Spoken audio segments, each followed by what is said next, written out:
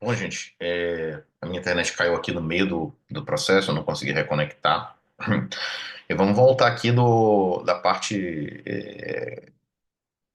da dualidade, não, da disputa entre onda e partícula, tá certo? Então, as teorias ondulatória e corpuscular, elas previam coisas diferentes, para um mesmo experimento, e naturalmente isso não pode ser interpretado como, lá na hora, simplesmente foi aceito que a luz era uma onda e tchau. Não, houve outros experimentos, como até já estou apontando para vocês, 17 anos depois, Fizeau e Foucault fizeram um novo experimento também, que comprovou a hipótese, que corroborou, desculpa, a hipótese ondulatória. Então, os resultados apontavam que, para o impedimento da reflexão na primeira superfície, não havia produção de cores, o que corroborava naturalmente a teoria ondulatória, tá certo? Ou seja, se era explicado da interferência da luz pelas duas superfícies, você impede a primeira, né, a reflexão da primeira, então não vai haver, né, produção de cores, já que só pela segunda, pela corpuscular, já seria o suficiente para haver. Fizeau e Foucault trabalharam com a medição da velocidade da luz na água e no ar. A hipótese ondulatória e a hipótese corpuscular tinham resultados antagônicos. Para a ondulatória, a velocidade da luz no ar é maior que a na água, tá? E para a ondulatória e para a corpuscular, a velocidade na água é maior do que a no ar. Ou seja, quanto maior a densidade do meio, maior a velocidade da luz nesse meio, para corpuscular. E para ondulatória, quanto menor a densidade, maior, tá, a velocidade. Os resultados apontavam para a teoria ondulatória. A propósito, a gente sabe que hoje que quanto mais próximo do vácuo, maior a velocidade de propagação da luz. Tá certo, gente? O que é contrário do que acontece no som. Quanto maior a densidade, maior a velocidade, né? Então a velocidade da luz, por exemplo, no sólido, a velocidade do som, desculpa, num sólido, tipo como um metal, é mais rápido, é maior do que a no ar. No vácuo é zero, né? O som nem se propaga no vácuo. Então, Maxwell afirma que a luz se propaga com onda em 1873, tá certo? No seu trabalho, tá?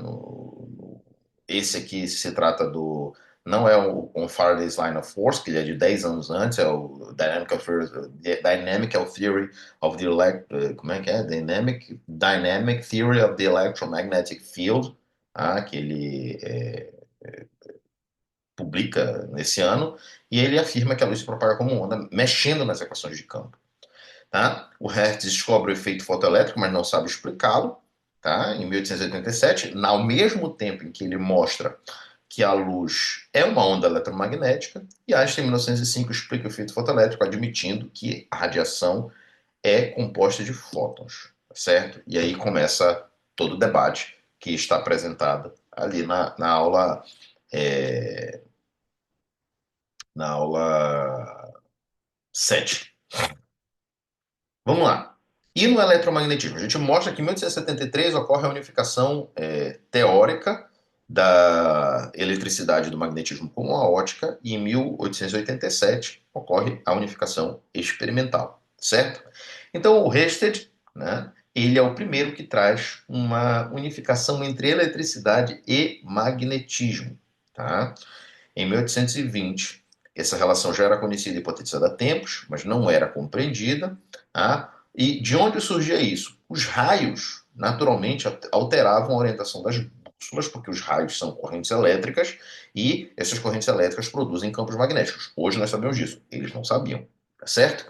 Então, a imantação de objetos de ferro por raios também era conhecida.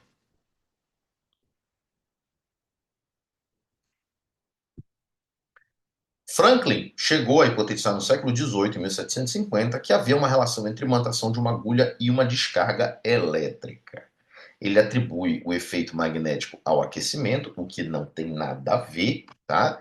E posteriormente afirma que essa relação entre eletricidade e magnetismo era acidental em 1773. Ou seja, Franklin perdeu a oportunidade, né, de fazer uma grande descoberta, além das que ele já fez, óbvio, né? Mas claro, né, ele talvez não tivesse os recursos materiais necessários para isso. Tá?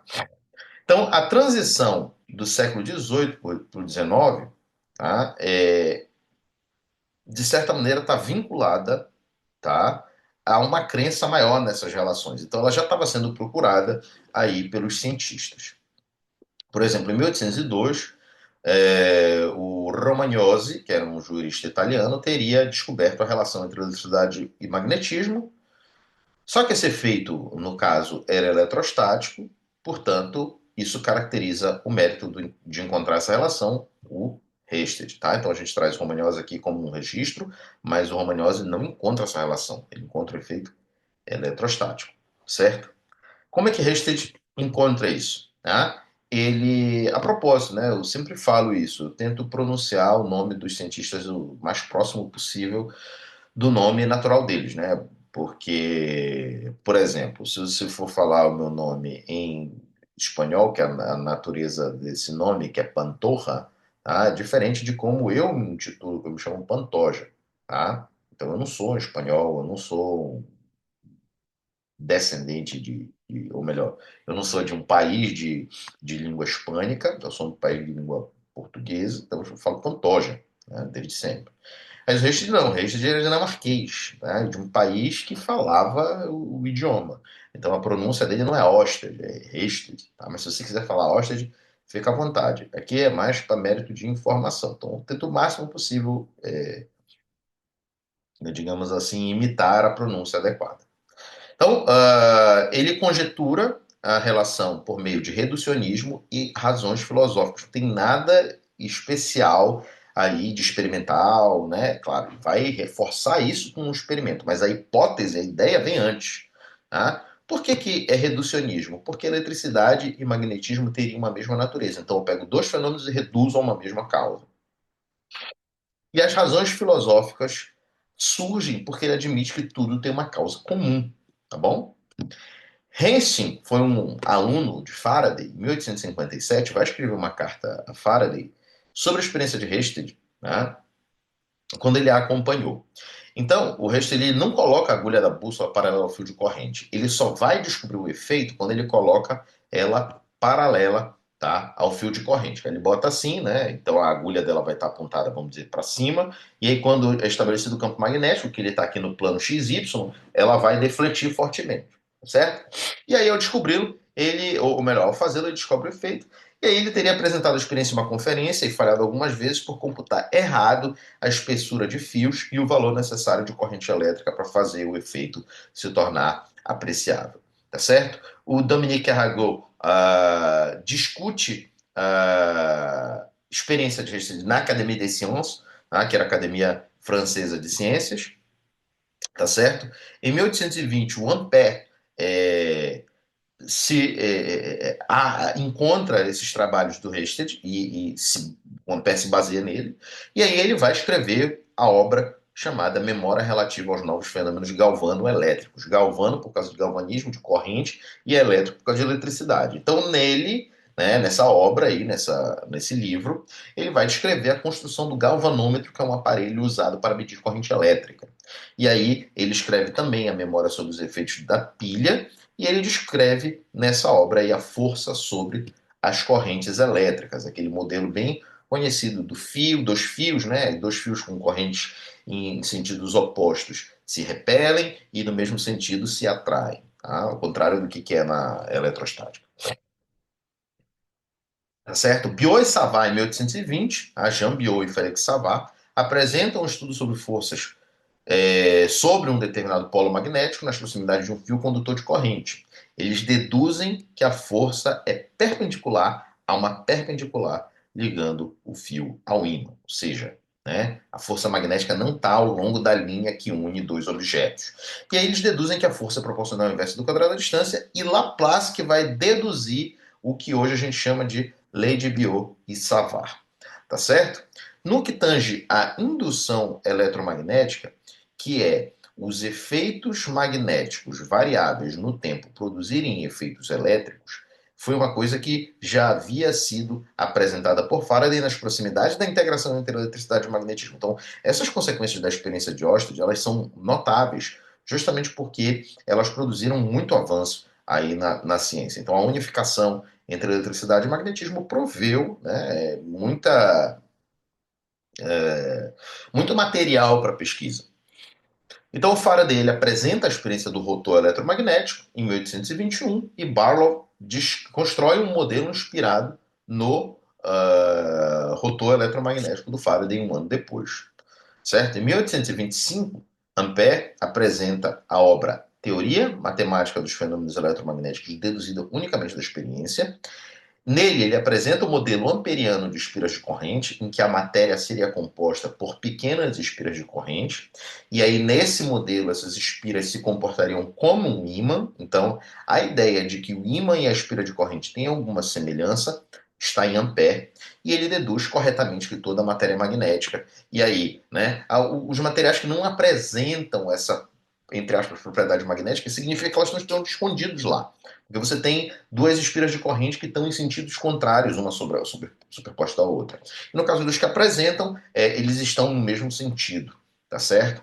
Então, com o modelo amperiano, tá, é possível fazer muita coisa no ensino de corrente elétrica, sem mesmo que você tenha que entrar naquele assunto do movimento do elétron, do spin do elétron, e tudo mais. Tá? Embora esteja conectado a isso, e embora o próprio Ampère seja um que tenha colocado em questão, e é muito interessante você começar a problematização da carga elétrica do átomo, né, da carga elétrica presente no átomo de partículas subatômicas, com esses trabalhos do Ampère, tá certo, gente? Porque ele foi um dos que realmente começou a fazer esse questionamento. Esse questionamento só vai se esclarecer com os experimentos com descargas elétricas em gases rarefeitos. Depois da quarta década do século XIX, tá bom, gente? E vai terminar lá quase no século XX com a descoberta do elétron pelo Thomson, tá certo? Então, ele deduz corretamente que toda matéria magnética é, vamos lá. Eu tenho uma coisa interessante para mostrar para vocês aqui, que eu falei na aula um dia desse, tá? Ah, professor, não sei ler inglês. Pi, né? Usa inteligência artificial, pi, só para não chamar palavrão aqui, né? Mas cara, pega uma inteligência artificial e manda traduzir o artigo para você, cara. Esse artigo aqui é muito interessante. Ele mapeia as crenças de campo gravitacional e de campo magnético em crianças de 9 a 11 anos. Aí ele fala de relevância, dificuldades e projeções, né? Aqui, ó, ele é o F. Brandamante. Vamos procurar aqui. Franco Brandamante. Tá? Ele é da ele era, né, nessa época, não sei onde ele está agora, a Universidade de Udine, tá? E a Laurence Viennot, que já é falecida, tá certo? Eles trazem esse trabalho aqui, olha. Eu vou te dar um exemplo aqui, ó. Vai lá no Google Tradutor. Assim, é a inteligência artificial mais fácil, né? Por que que ela é uma inteligência artificial, né? O Google Tradutor. Porque ela vai aprendendo, ela tem aprendizagem de máquina e tal, né? Então ela vai aprendendo e foi se aperfeiçoando. Aqui, ó, em inglês. Tá? Coloca o texto aqui, ó. Esse artigo apresenta uma investigação centrada no percurso conceitual orientado sobre campos magnéticos gravitacionais, proposto para crianças dos 9 aos 11 anos. O objetivo é avaliar até que ponto a ideia de mapear dois campos de interação é acessível e frutífera para crianças da cidade. O objetivo conceitual é vincular forças magnéticas e gravitacionais com suas respectivas linhas de campo e, em seguida, usar essa ligação para diferenciar os dois tipos de interação. Esse estudo mostra que o mapeamento proposto e as diferenças entre os mapas são acessíveis à grande proporção dos alunos. Em contraste, apenas uma minoria não consegue diferenciar entre os dois tipos de interação. A ideia de mera atração permanece dominante e pode ocultar a ideia de orientação. Finalmente, discutimos até que ponto esses resultados exploratórios confirmam a relevância tais objetivos de ensino e como eles informam a concepção de sequências de ensino baseadas em investigações relativas a esse tópico. Nesse trabalho, tá, gente, eles começam a debater também, tá, e aqui você pode usar, né, o Sci-Hub, por exemplo, né, que é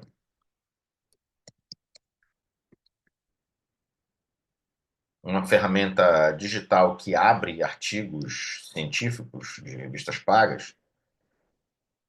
O International Journal, por exemplo, esse caso, olha, você vem aqui, ó, abre esse artigo, tá? Ele está gratuito para você, né? E você pode traduzi-lo usando uma inteligência artificial, tá certo? Aí ele vai discutir o que que são campos, tá aqui, ó. O conceito de campo constitui um obstáculo, tá? Mesmo para estudantes de universidade e tal, né? Eles começam a mapear, tá? Todas as dificuldades aqui, ó.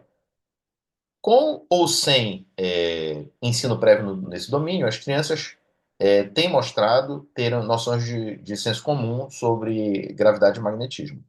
No que tange às dificuldades evidenciadas na literatura de investigação sobre esses dois tipos de interação, muitos estudos foram desenvolvidos nos últimos 20 anos e investigaram as ideias das crianças sobre ímãs, aqui o Erickson 94, gravidade e sua relação com o magnetismo, e as formas com que as crianças, né, compreendem a forma, a Terra, a sua forma e a relação com a direção do campo gravitacional. Tá? Aqui, ó. As crianças estão conscientes da existência do fenômeno que ocorre próximo de um ímã ou próximo da Terra. Elas tendem a confundir essas duas características de fenômenos e considerar que eles ocorrem numa parte limitada do espaço. Algumas vezes eles associam essa limitação com a necessidade por um meio, o ar. Veja que é o éter aqui, né? A necessidade.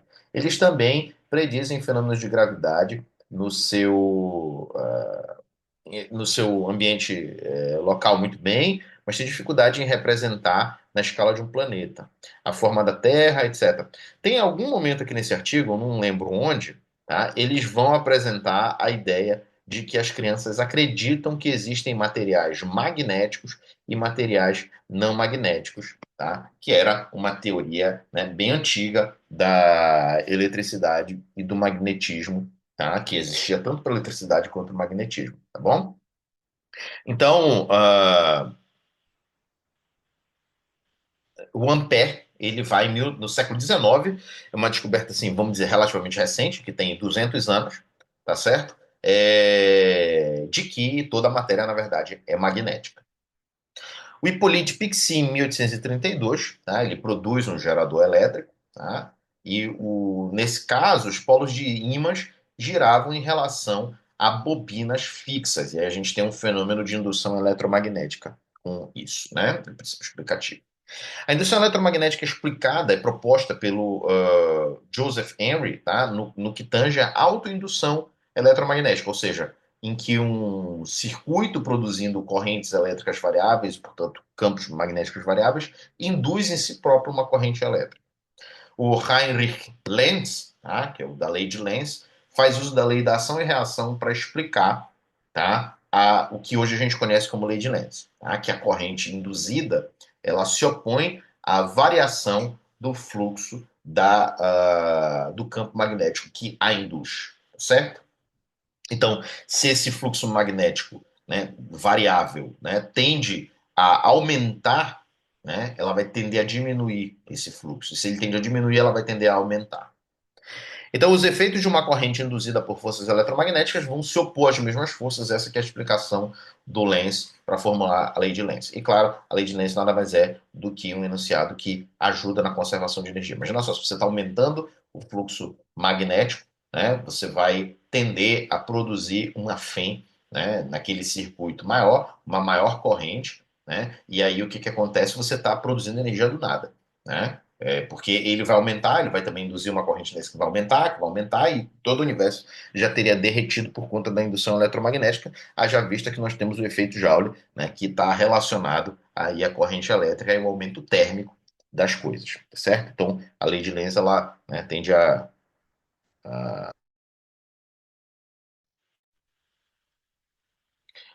Bom, quase cai minha internet de novo, voltamos aqui para a reunião, tá bom?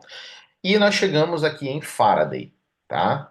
Faraday, quer dizer, chegamos não, né? Nós retornamos a Faraday. Em 1837, ele propõe o conceito de indução eletromagnética com o problema: o magnetismo produz corrente elétrica. Então, as experiências de Faraday mostravam que efeitos magnéticos variáveis, eles tinham que ser variáveis, tá? Eles produziam efeitos elétricos, tá certo? Então o Faraday introduz a noção de linha de campo, porque o Faraday, tudo aquilo que se fala sobre ele, que ele não sabia matemática e tal, porque ele não passou por uma instrução formal em física, e ele era um garoto que morava numa biblioteca, se educou com livro e tal, isso tudo é verdade, tá certo? Então ele trazia, né, essa noção de linhas de campo. E é interessante porque isso, de certa maneira, está ligado a uma área difícil da matemática, né, por assim dizer, se você for comparar, né, com o cálculo um que foi criado, o Newton criou o cálculo um, né, não estou dizendo isso. Eu estou dizendo que hoje o que a gente chama de cálculo um, que são os limites, as derivadas, as integrações, tá, foi criado pelo Newton. Isso aí é uma elaboração do cálculo. Então o Faraday tinha uma imaginação assim, é, visoespacial, né, privilegiada para pensar nessas coisas, tá certo? Bom, Franz Neumann, ele escreve a expressão matemática da lei de Faraday ao relacionar Fem induzida e variação de fluxo, tá certo? Então, aquela fórmula que está nos livros não foi o Faraday que escreveu. A gente chama de lei de Faraday porque o Faraday a pensou conceitualmente e, claro, de maneira independente de alguns cientistas como o Lenz e o Henry, tá? E o próprio Neumann, tá certo? E o uso de motores elétricos não se mostrou prático até 1873, mesmo que essa teoria previsse isso, né? Então, o que que acontece? Em Viena, um trabalhador ligou sem querer dois dínamos juntos e as espiras de um deles passou a receber corrente elétrica gerada pelo outro, que era acionado mecanicamente. E aí, tá, o dínamo que recebeu corrente elétrica funcionou como um motor elétrico, naturalmente, né? Faraday tinha uma concepção de que o campo seria uma distorção mecânica do meio, ou seja, que as linhas de campo seriam de fato tensões e deformações no meio, o que é uma característica que também é encontrada em muitos alunos da educação básica. Então ele desenvolve o conceito de campo a partir da noção de linhas de força. A ação que antes era fantasmagoricamente realizada à distância, agora seria mediada por um campo, e esse campo seria um campo de tensões e deformações do meio. Então, o meio, que era o éter, tinha um papel preponderante, porque quando ele se tensionava, ele deformava o próprio campo, e com isso haveria a interação descrita. Então, nesse caso, a gente começa a se perguntar se o campo seria uma forma de operar matematicamente ou apenas um aparato conceitual. Tá? Essa concepção também é muito presente até o final de um curso de Física 3 e é presente em livros didáticos também, de que o campo é apenas uma forma de se operar matematicamente. Hoje a gente sabe que o campo ele tem realidade física, porque ele transporta energia e momento, linear e angular, por meio dessas ondas eletromagnéticas, certo? E aí nós chegamos no fim, né, da nossa discussão aqui, tá? Quando a gente chega na última parte. Aí, na segunda metade do século XIX, houve um forte desenvolvimento do cálculo de campos vetoriais na Alemanha, no século XIX, devido a físicos e matemáticos como Wilhelm Weber, o Karl Neumann e o Georg Riemann. Tá? E esse desenvolvimento foi importante para a matematização da teoria eletromagnética. E aí, né, fala-se muito de uma rivalidade, mas não era bem rivalidade o nome. Tá? Eram formas diferentes de conceber esses processos. Então, tinham duas escolas, a escola de campo e a escola de ação à distância. O Ampère tinha desenvolvido um forte trabalho, tá, de natureza newtoniana na França no século XIX, e a escola de campo se desenvolveria na Grã-Bretanha. O que é interessante disso é que o Newton era inglês, a Inglaterra e a França têm uma rivalidade histórica, mas quem desenvolveu o eletromagnetismo na sua forma amperiana foi a escola continental, tá? Sobretudo a França. E a escola que era contra-newtoniana, ou digamos assim, que de certa maneira se distanciava sem querer, né? Porque o Maxwell ainda vai cair no obstáculo mecanicista, tá? Se desenvolveu na Inglaterra, tá? Na Grã-Bretanha, na verdade, né? Grã-Bretanha, porque não é só na Inglaterra. O Maxwell, por exemplo, é escocês, tá? O William Thomson, salvo engano, também. Ah, então, nomes que estavam aí vinculados a essa escola de campo era o Michael Faraday, tá? O William Thomson e o James Maxwell. Tá? O James Clerk Maxwell, todo mundo já conhece, o William Thomson era o Lord Kelvin.